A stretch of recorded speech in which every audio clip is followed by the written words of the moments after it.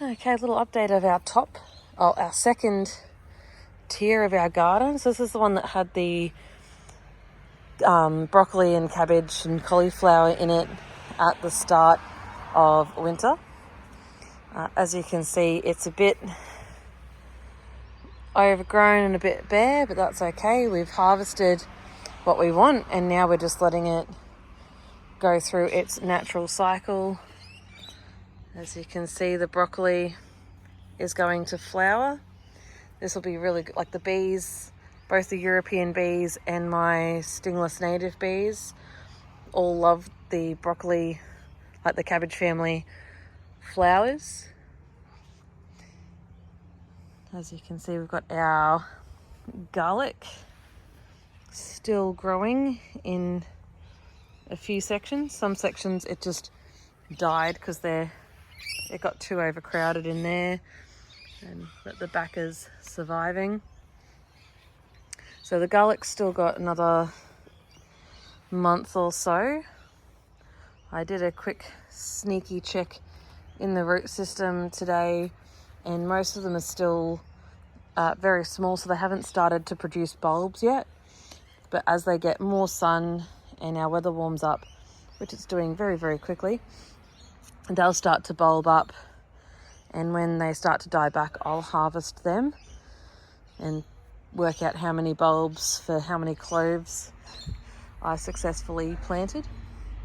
The Tuscan kale, the purple kale and the giant red mustard that I planted as seedlings to fill up the space as the cabbages got harvested. They're growing really well. We don't eat the purple kale that often just because we find the leaves to be quite tough. Oh, look, there's a nice little family of aphids there. So what I will do is over here I will find a couple of these variable lady beetles and I'll just, oh no, you're on your back. There you go. Oh, you fell over again. There you go. So this lady beetle will come in and eat those aphids over the next few hours. If I want, I could grab a couple more and they'll continue eating. They'll also send out like a little signal and say, hey, there's aphids here, which is why I like to keep aphids on a few plants.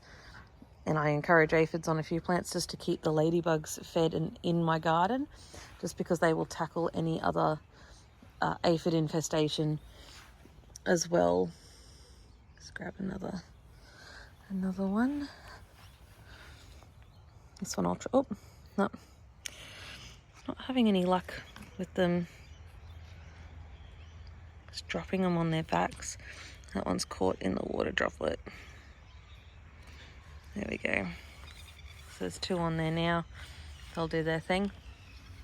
So as we come along, we've got some self-seeded parsley. It actually self-seeded. I had parsley up here on this tier last year and it all went to seed. And all of this parsley that I have in my garden is from that. So I never actually collected the seed. This is just seed that dropped from the plant and has opportunistically grown in the ground, annoyingly in my path. So a lot of it I've actually dug up from the path and transplanted while it's still young. That way I've got parsley in multiple places in my garden to eat fresh through the year. I find in the full sun it does tend to go to seed within 12 months. But out the back where I can keep it in like semi-shade, I can get maybe 18 to 24 months before it goes to seed, and I get like softer leaves but sort of slightly less flavour. So if I want like a strong parsley flavour, I pick from the front yard. If I want less flavour, I go to the back and get those more tender leaves. So as you can see, we're coming up halfway here. So still, like each little row's got a couple of garlics in it. The cauliflower we're letting flower. So as you can see, it sort of starts to separate out.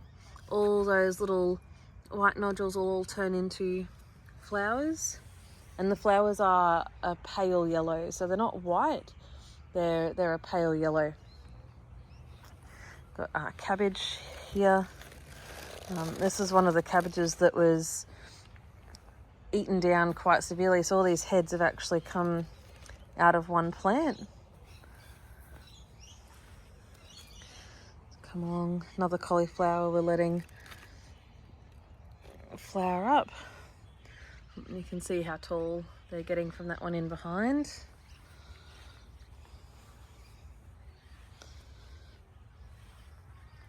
you can just see like that's little spiked up there. Another broccoli we're letting go to flower. So they're all starting to open up. And one of our sage is producing flowers at the moment, and they are just so beautiful. They're almost like a snapdragon in shape with their little mouths open.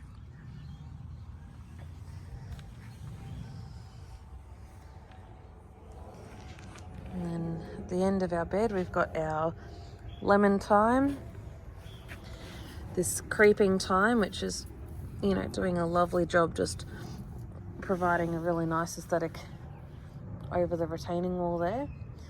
I find the creeping thyme, it doesn't have a lot of flavour, so we don't use it in cooking. It's more just for looks.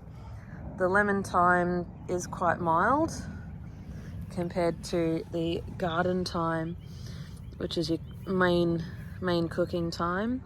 We've got our chives in here as well.